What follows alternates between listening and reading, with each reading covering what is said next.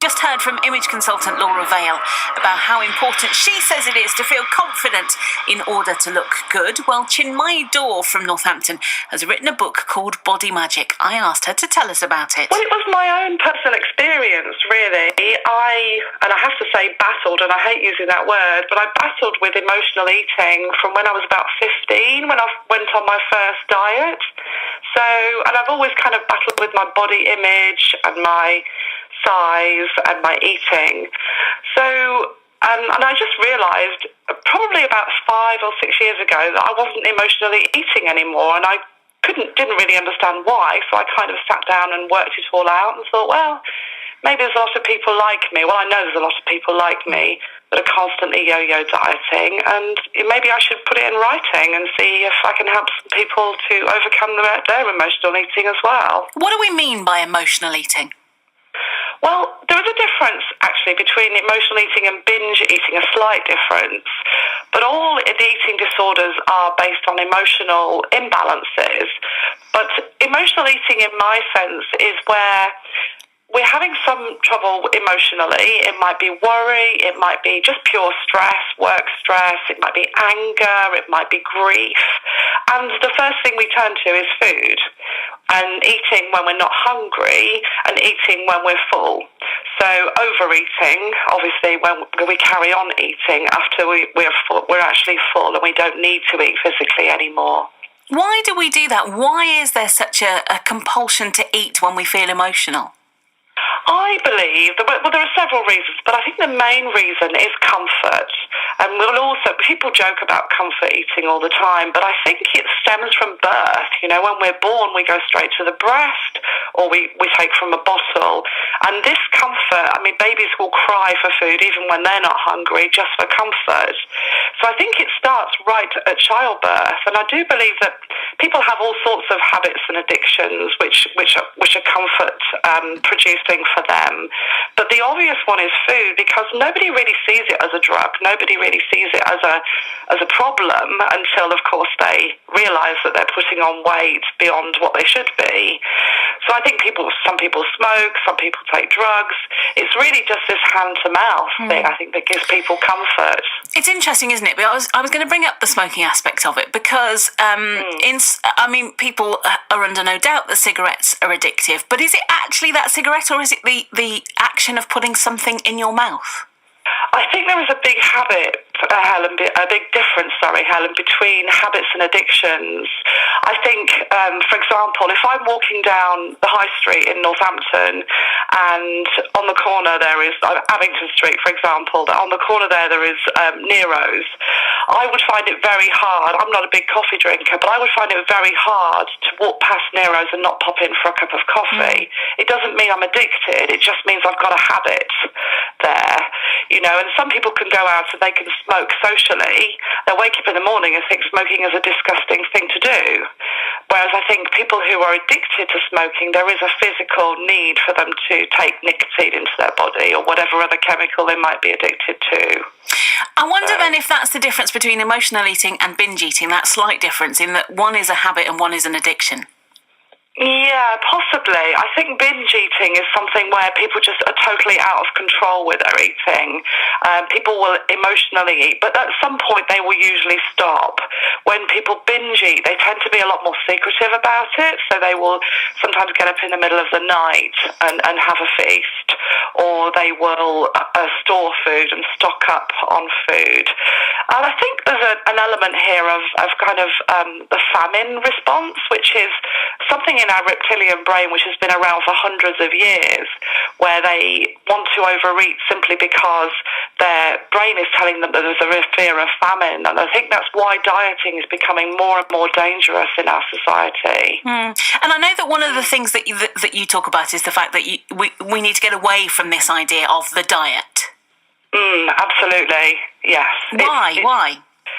Because in our brain, our mind wants to receive regular food, and our brain will tell us that we're safe if we receive regular enough food to maintain. It's okay to overeat now and again. People survive and maintain a very healthy lifestyle, overeating occasionally. There's nothing wrong with that.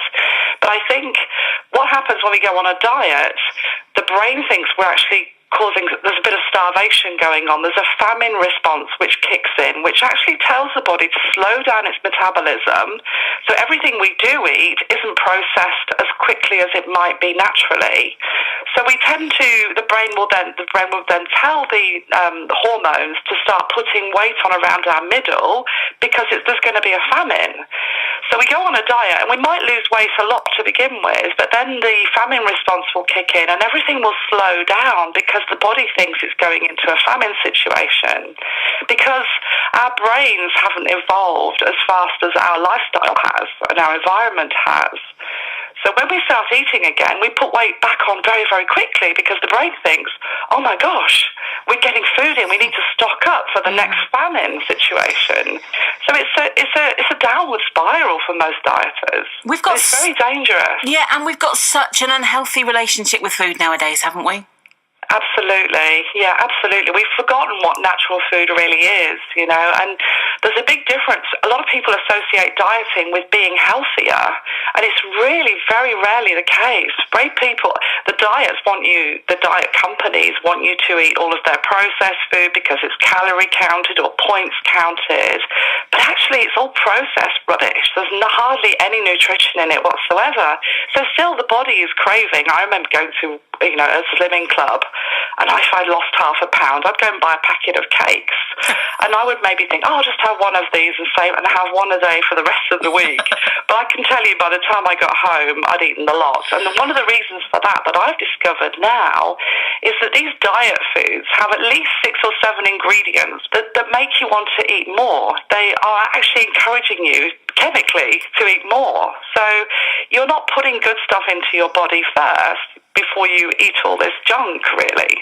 So there is a big difference between healthy eating and dieting. I think people need to sort of realise that as well, that your body's still going to be craving all those vitamins and minerals that it really needs to function on a healthy level. So how did you turn it around? What was your realisation?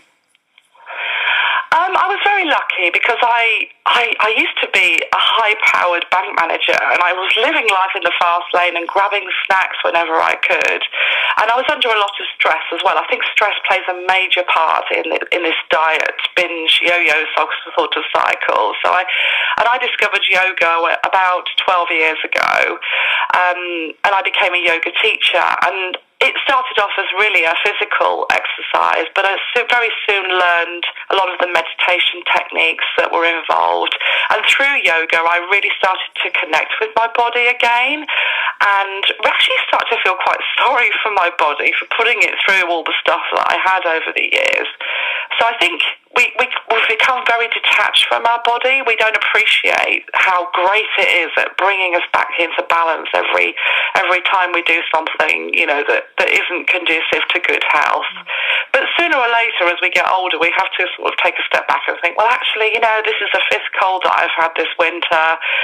My immune system is not as good as it can be. What can I do to actually turn it all around? And I haven't had a cold for maybe 5 years now. So I know it works. I know it happens. But I see people putting themselves through all these fasts and shakes and, tablets and stuff like that. But they're not healthy. They're not thriving. They're just surviving, basically. So the book's called Body Magic. Who are you expecting to want to read this?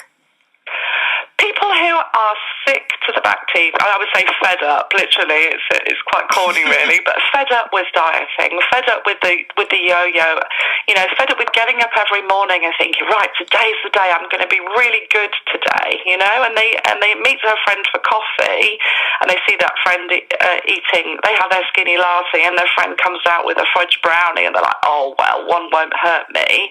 And then they get to the end of the day, and their previously planned salad turns into a huge bowl of pasta and pizza and a nice pudding or whatever, and then they go to bed and the guilt starts to creep in, and they think, why can't I do this? Why is it not working for me? So I think people who have really had enough of that cycle, and to understand that diets cannot work for an emotional eater, they cannot. The solution is really finding out why they're emotionally eating, and only then can they move forward. That lady's name is Chinmayi Dore. Her book is called Body Magic, and it's out now. It's coming. I recognise so much of myself in that conversation that she and I were having. It's coming up to 1:30. We'll get your latest news headlines, traffic and travel news as well. From 4 o'clock this afternoon, Carson has